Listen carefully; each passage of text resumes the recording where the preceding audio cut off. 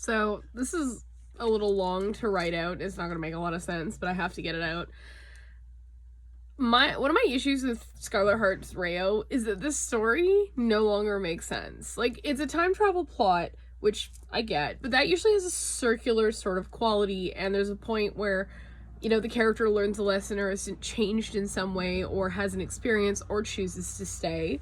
And that's either the circle completes with her going back, or it completes with her staying and breaking some other cycle.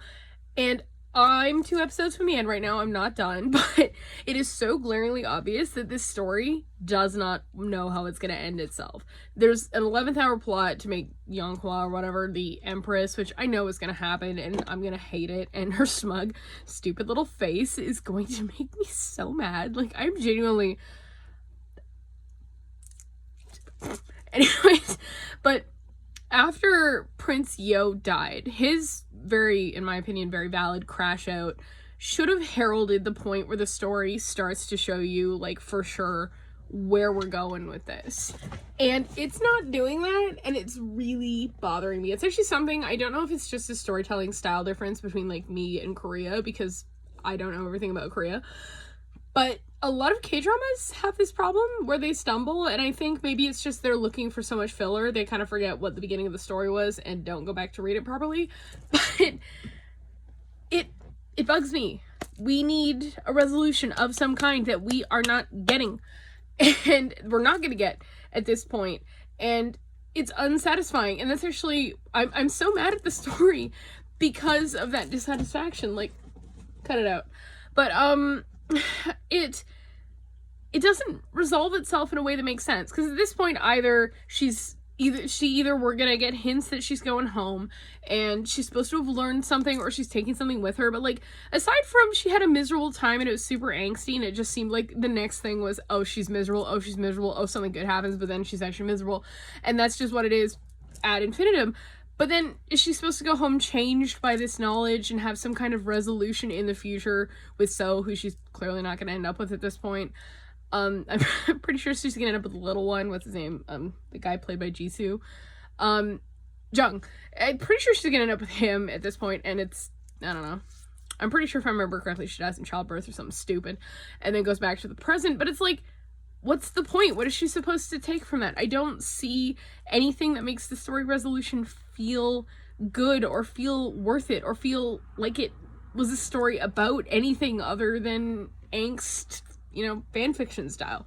That it actually does feel a lot like fanfiction. Maybe it's just me, but then the other way, it's like it could have gone the other way and she could have stayed and, they had a happily ever after, because, it's a K-drama, we've seen weirder, but it bugs me because that was so the setup until a certain point, but then it just abandoned that concept for one last twinge, and it doesn't make sense, especially coming from Wook. It is so wildly out of character, and this is, like, super rambly, and I don't know if I'm making my point clearly, but, like, it bugs me that the story isn't doing what a time travel story is supposed to. We have broken this, and now the story does this, because there's no connecting point. Like, at the beginning, yes, she was complaining that her life is hard, but the thing is, it legitimately was. It's supposed to teach her that it could be worse than being homeless. Like, not really. In the position, she's going from a horrible situation to a miserable, awful, out-of-time situation to back to that, presumably,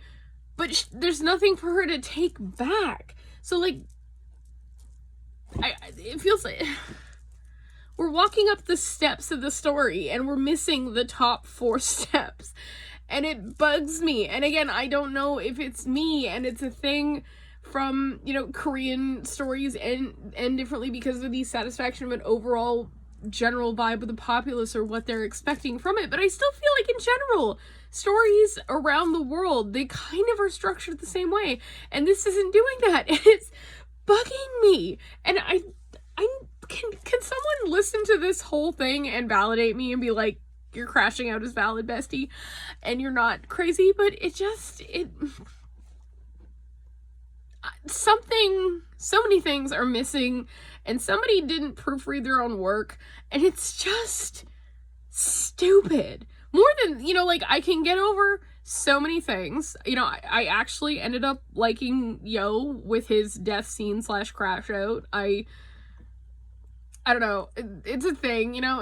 If the villains are shitty enough, I become fascinated. And unfortunately, he's looped around from being shitty to like, okay, low-key kind of like him. Also, his earring selection, chef's kiss. But he served cunt, whether I liked it or not. But he's, you know, he was still a compelling character. Again, this is another thing, like, the characters aren't compelling. All the other characters are, but the main characters aren't. And it's a huge part of moving the story, and it's not working, and I don't know. And I